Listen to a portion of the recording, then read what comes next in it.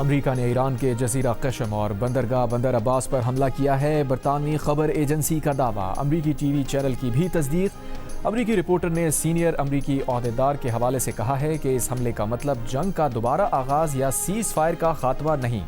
یہ حملے اس وقت کیے گئے ہیں جب امریکہ اپنی تجاویز پر ایرانی جواب کا انتظار کر رہا ہے۔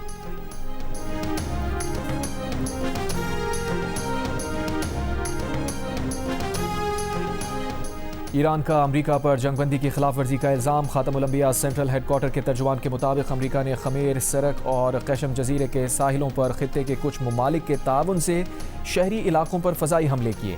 امریکہ نے جسک کے علاقے میں ایرانی پانیوں سے آبنائے ہرموز کی طرف بڑھنے والے ایک ایرانی آئل ٹینکر اور متحدہ عرب امارات کی بندرگاہ فجیرہ کے سامنے آبنائے ہرموز میں داخل ہونے والے ایرانی بحری جہاز کو نشانہ بنایا۔ ترجمان خاتم الانبیاء سینٹرل ہیڈ کوارٹر نے بتایا، ایرانی فوج نے فوری جوابی کارروائی میں آبنائے ہرموز کے مشرق اور چابہار بندرگاہ کے جنوب میں امریکی فوجی جہازوں پر حملہ کیا، جس سے انہیں کافی نقصان پہنچا۔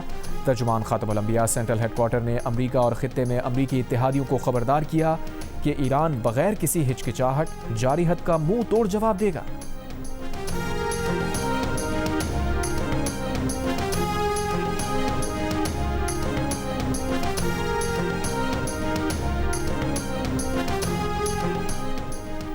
امریکی افواج نے ایران کے بلا اشتعال حملے کا ذاتی دفاع میں جواب دیا۔ امریکی سینٹرل کمانڈ کی تصدیق، کہا ایرانی افواج نے گائیڈڈ میزائلوں سے لیس امریکی بحری جہازوں پر میزائل، ڈرون اور چھوٹی کشتیوں سے حملہ کیا تھا، تاہم امریکہ کا کوئی اثاثہ نشانہ نہیں بنا۔ امریکی سینٹکام کے مطابق امریکہ نے جوابی حملے میں ایران کے ان تنصیبات کو نشانہ بنایا جہاں سے امریکی جہازوں پر حملہ ہوا تھا۔ امریکی سینٹکام نے واضح کیا ہے کہ امریکہ کشیدگی میں اضافہ نہیں چاہتا، لیکن امریکہ پوری طرح مستعد ہے اور امریکی افواج کی حفاظت کے لیے تیار ہے۔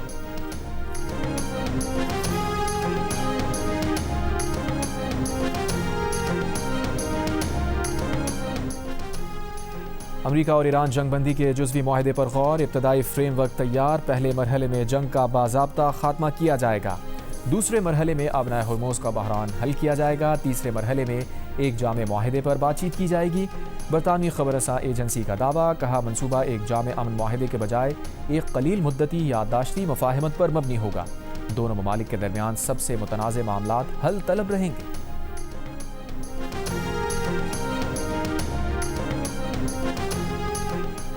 امریکی صدر ڈونلڈ ٹرمپ کا کہنا ہے کہ ایران کے ساتھ امن معاہدہ ایک ہفتے میں طے پا سکتا ہے۔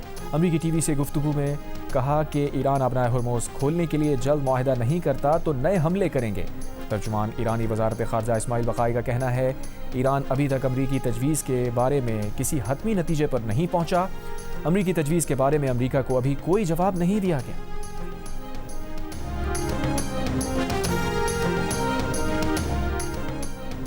ایرانی صدر مسعود پزشکیان کی سپریم لیڈر آیت اللہ مجتبیٰ خامنہئی سے ملاقات۔ ایرانی میڈیا کے مطابق صدر پزشکیان نے کہا، دشمن ایران کو ٹکڑے کرنے کی کوششیں کر رہے ہیں اور بغیر کسی شرم و کہتے ہیں انہوں نے قزاقوں کی طرح کام کیا۔ دشمن کا خیال تھا لوگ سڑکوں پر آ جائیں گے، دشمن نے اس لیے سیکیورٹی اور فوجی مراکز کو نشانہ بنایا۔ ترجمان ایرانی وزارت خارجہ اسماعیل بقائی نے کہا ہے کہ ایرانی رہبر معظم تمام معاملات اور امور پر مکمل نگرانی رکھتے ہیں، ان کی اجازت کے بغیر کوئی اقدام نہیں کیا جاتا۔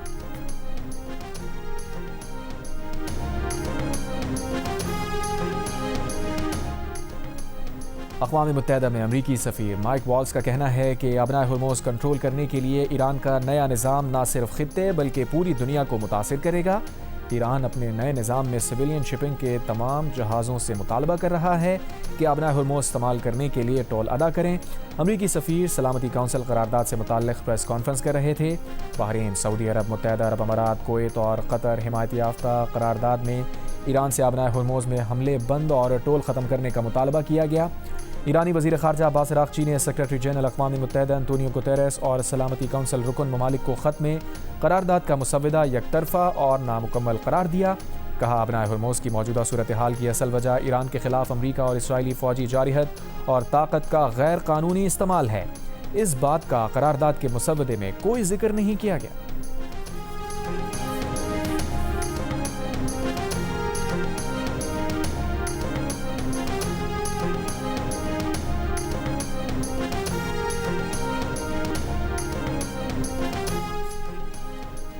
وزیر اعظم شہباز شریف اور قطری وزیر اعظم کے درمیان ٹیلی فونک رابطہ، دونوں رہنماؤں کا خطے میں پائیدار امن کے قیام کے لیے جاری سفارتی کوششوں کو آگے بڑھانے کے عزم کا اعادہ۔ وزیر اعظم شہباز شریف نے کہا، پاکستان کے عوام امیر قطر کے جلد دورہ پاکستان کے منتظر ہیں۔ امیر قطر کا دورہ برادرانہ تعلقات کو مزید مضبوط بنانے میں اہم کردار ادا کرے گا۔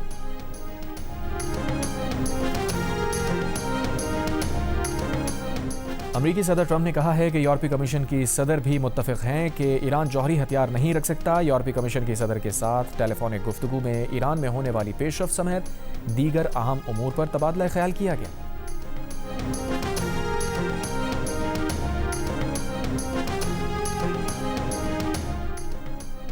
پاکستان نے 1 سال پہلے بھارت کا غرور خاک میں ملا دیا، جنگ کا زاویہ بدل دیا۔ کسی کو شک ہے تو ہم نے ابھی ایک قسط دکھائی ہے، ہم تب بھی تیار تھے اور اب بھی تیار ہیں۔ D G I S P R lieutenant general Ahmed Sharif Chaudhry نے بھارت کو خبردار کر دیا۔ مارکہ حق کا 1 سال مکمل ہونے پر کہا، جو کچھ ہوا وہ بھارت کا بچہ جانتا ہے۔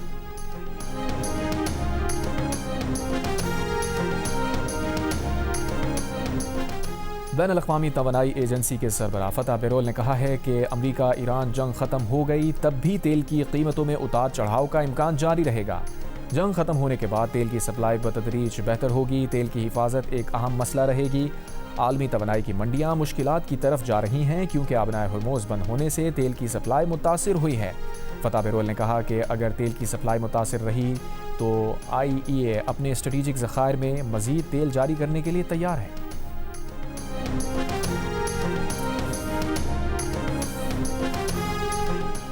%81 امریکی پیٹرولیم قیمتوں میں تاریخی اضافے کے باعث مالی دباؤ محسوس کر رہے ہیں۔ زیادہ تر امریکی پیٹرولیم قیمتوں میں اضافے کا ذمہ دار صدر ٹرمپ کو ٹھہراتے ہیں۔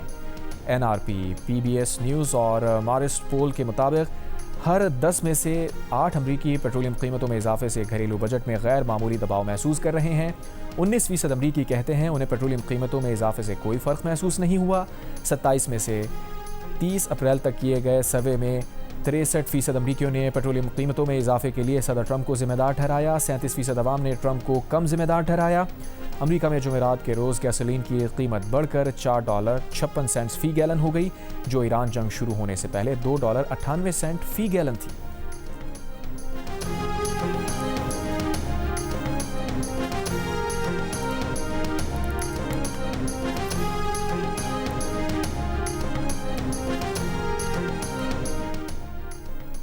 ترک صدر رجب طیب ایردوان نے اسرائیل کی توسیع پسندانہ پالیسیاں خطے کے لیے بڑا خطرہ قرار دے دیں۔ کہا، خطے کی سلامتی کا مسئلہ اسرائیل کی موجودہ حکومت کی توسیع پسندانہ، لاقانونیت اور اصولوں کی خلاف ورزی کرنے والی پالیسیز ہیں۔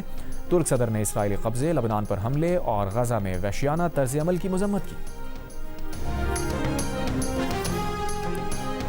اور امریکی وزیر خارجہ مارکو روبیو کی پوپ لیو سے ویٹیکن سٹی میں ملاقات۔ امریکی محکمہ خارجہ کے مطابق دونوں رہنماؤں نے مشرق وسطیٰ کی صورتحال سمیت دیگر باہمی دلچسپی کے امور پر تبادلہ خیال کیا۔ ملاقات میں امن اور انسانی وقار کو فروغ دینے کی مشترکہ عزم پر زور دیا گیا۔